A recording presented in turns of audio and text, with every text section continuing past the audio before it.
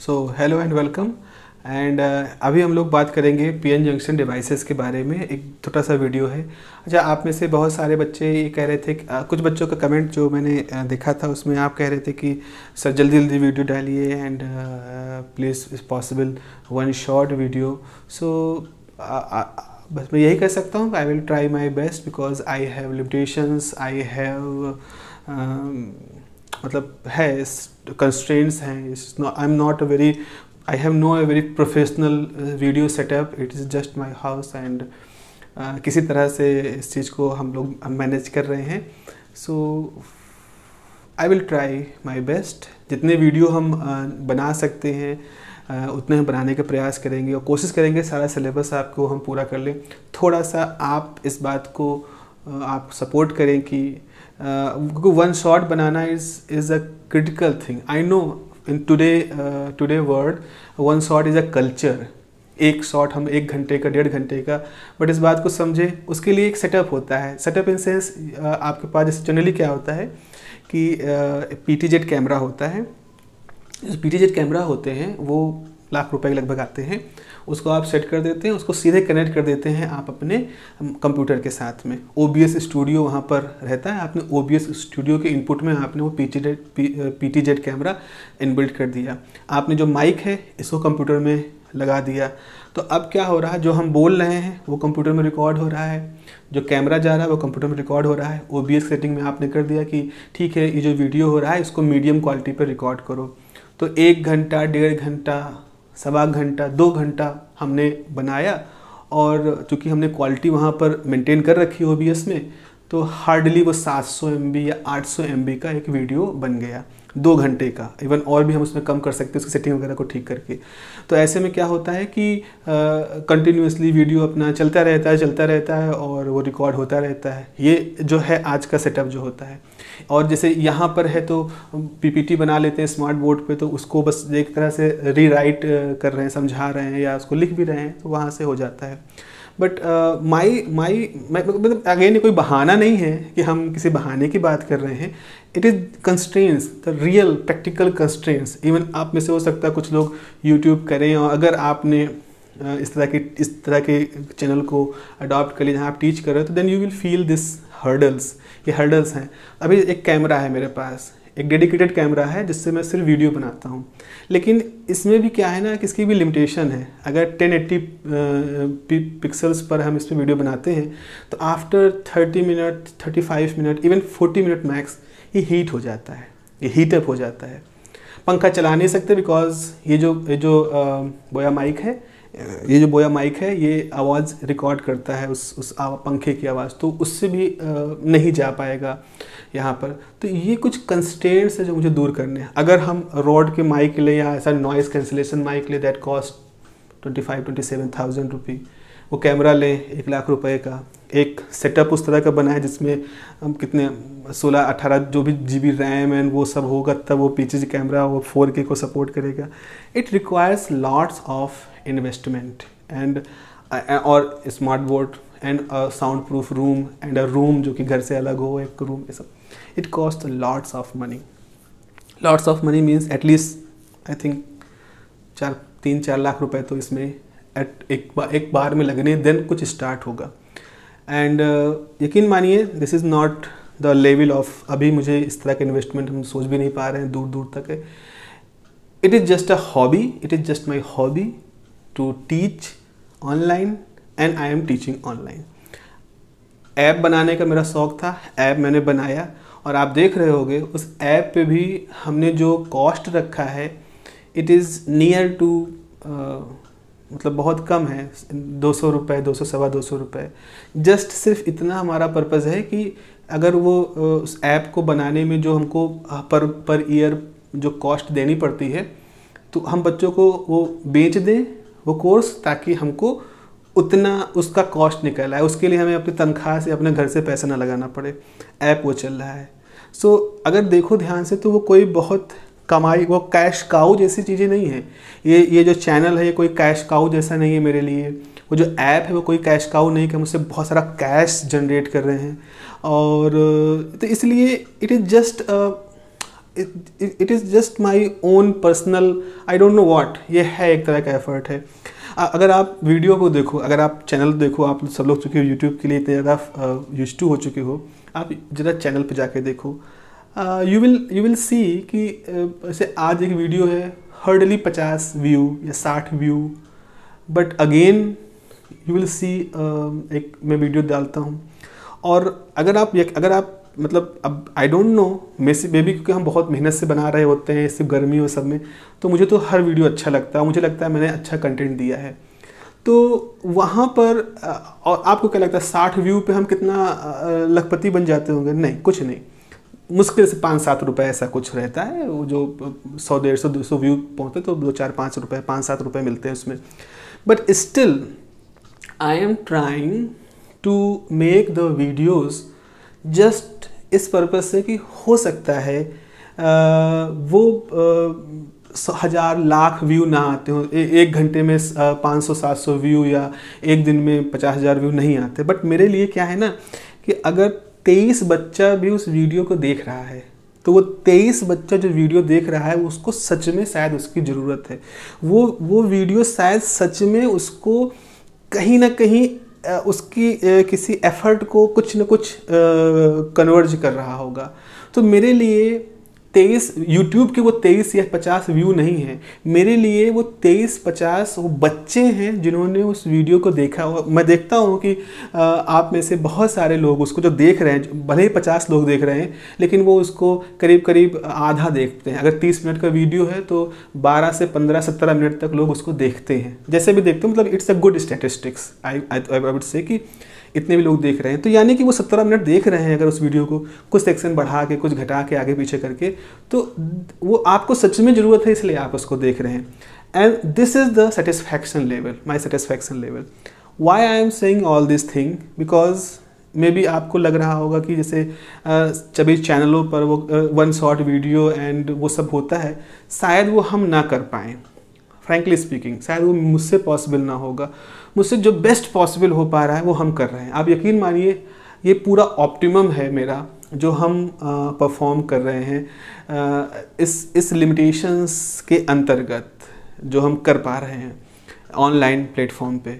सो अगर हम एक दिन में 3-3 घंटे 4-4 घंटे वीडियो नहीं डाल पा रहे हैं, अगर हम 1 शॉर्ट वीडियो 2-2 घंटे के नहीं डाल पा रहे हैं, तो सिर्फ और सिर्फ इसके पीछे हमारी इंटेंशन को आप मत दोष दीजिएगा कि मैं चाहता नहीं हूँ या मेरी मंशा नहीं है, मेरी नीयत नहीं है, सिर्फ बंधे हैं इन कंस्ट्रेंट से।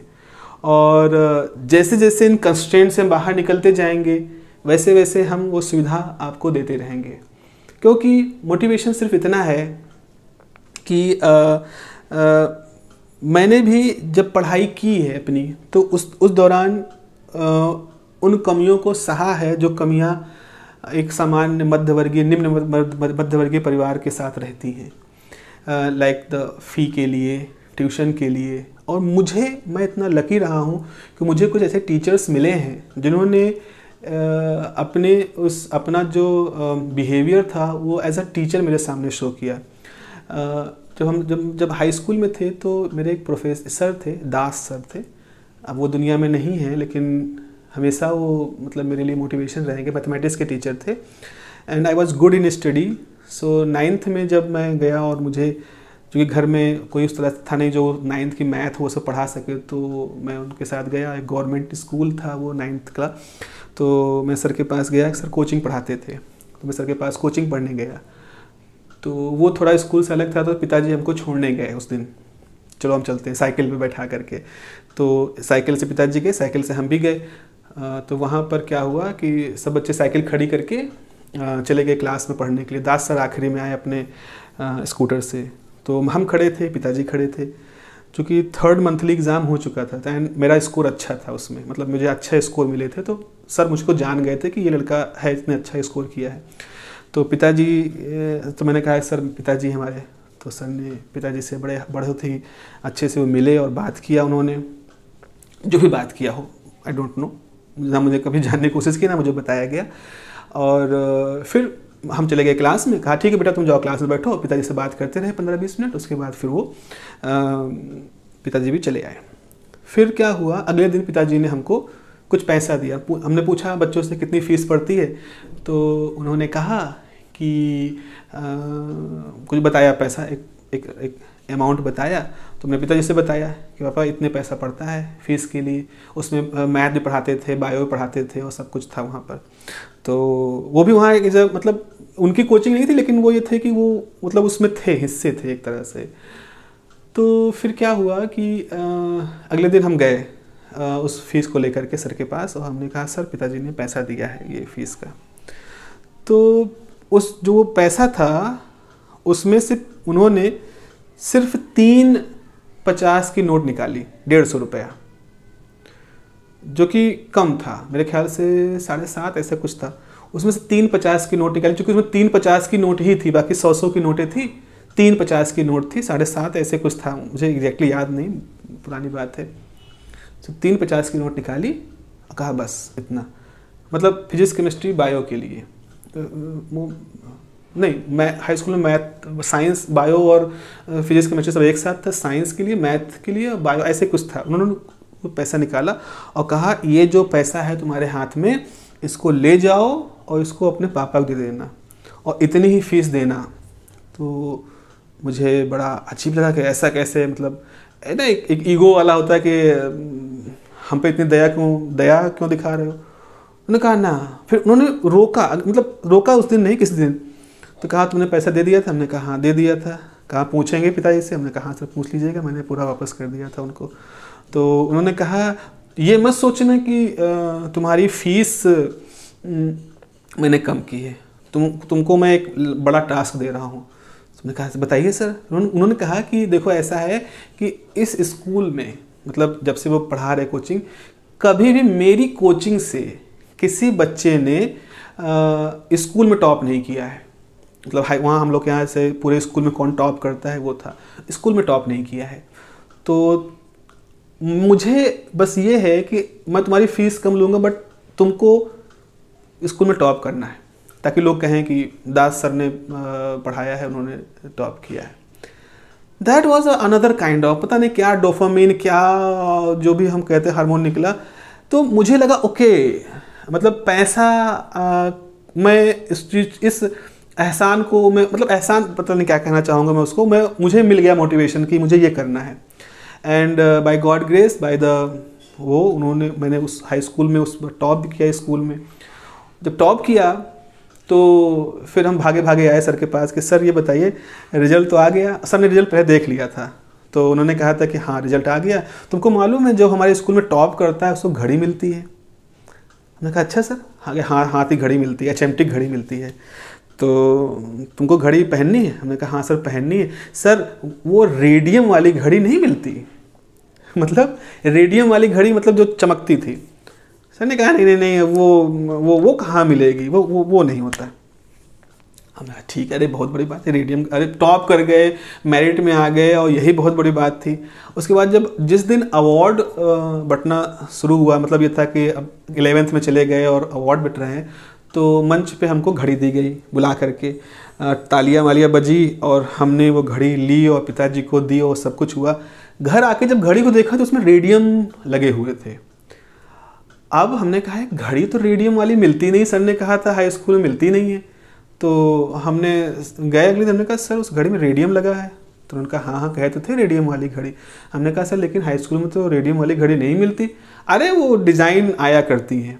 बात हमने कहा अच्छा डिज़ाइन आया करती होंगी, क्योंकि दास सर को ही वो मिलता था काम की, आप कैसे मतलब घड़ी खरीद के लाओ। बाद में मतलब कई साल कोई इंटर में थे, तो वहाँ एक और सर थे बायोलॉजी के, वो भी बहुत हमको मानते थे। उन्होंने बताया, पता नहीं कैसे बात चली, कुछ हम गए उनके पास, मुझको मैथमेटिक्स ले चुके थे, बायो से कोई लेना देना नहीं था, तो बायो से सर मिले, उसी कॉलेज में थे तुमसे। उन्होंने कहा तुमको याद है वो घड़ी हम पहने थे, हम घड़ी पहने थे वो। उन्होंने कहा देख रहे हो घड़ी? उन्होंने कहा हाँ सर ये हमने हाई स्कूल में मिली थी, टॉप किया था। कहा 12th में टॉप करोगे तो फिर मिलेगी एक दूसरी घड़ी, अच्छी वाली, और भी अच्छी वाली। हमने कहा अच्छा, और ये जो घड़ी है ये दास सर ने अलग से पसंद की थी। उन्होंने जो स्कूल से पैसा मिला था फंड करने के लिए, कि देने के लिए कि आप मतलब इतने घड़ी लेकर के आओ, जो भी फंड होता हो। सर ने उसमें अपनी तरफ से पैसा मिलाया था ताकि जो घड़ी उसमें मिले उससे थोड़ा अब हायर क्वालिटी की घड़ी जिसमें रेडियम लगा हो। और ये जो बात है ना, ये मुझे लगता है कि इस बात ने मुझे सबसे ज़्यादा मोटिवेट किया to be a teacher. I must say that मतलब बहुत सारे ऑप्शंस होते हैं, लेकिन उसमें इस बात ने कि एक टीचर जो होता है वो किस हद तक किसी स्टूडेंट के अंतरात्मा को मतलब एक तरह से कह सकते हो टच कर सकता है। दैट वाज मतलब वो पता नहीं क्या था, वो इंट्यूशन आज भी मेरे अंदर वो भरा हुआ है, वो चीज़। तो अगर तो मुझे मतलब ये ऐसा नहीं है कि इस समय अलख पांडे जी ने कुछ फ्री कल्चर चला रखा है तो हम इसलिए कुछ कम पैसे के, मतलब मैंने वो महसूस किया है, मैंने वो चीज़ें महसूस की हैं कि एज अ टीचर अगर आपके पास कुछ है, अगर आपके पास कोई नॉलेज है, आप उसको दे सकते हो तो दिल खोल के दो, दिल खोल के दो, क्योंकि आपको नहीं पता आपकी वो दिल खोलने की वो जो स्थिति है वो कितने लोगों को कहाँ कहाँ तक पॉजिटिवली इन्फ्लुएंस कर सकती है। तो मेरा भी सिर्फ ये इंटेंशन है इस पूरी एक्सरसाइज करने का, इस पूरे चैनल और ये सब कुछ है। I just want to give you जो मुझे मिला। आई एम वेरी लकी कि मुझे ऐसे टीचर मिले जिन्होंने सब्जेक्ट सिखाया ही सिखाया। डेफिनेटली सब्जेक्ट जो होता है वो तो सीखा ही हमने उनके साथ में, जैसा भी थोड़ा बहुत अच्छा जो भी है सीखा, लेकिन as a human, as a teacher and as a human, और इन दोनों का जो बेहतरीन कॉम्बिनेशन है, how you can influence the student, that is the most important thing. So my intention, तो प्लीज़ आप उस इंटेंशन को मत आप सोचिएगा कि हम करना नहीं चाहते हैं।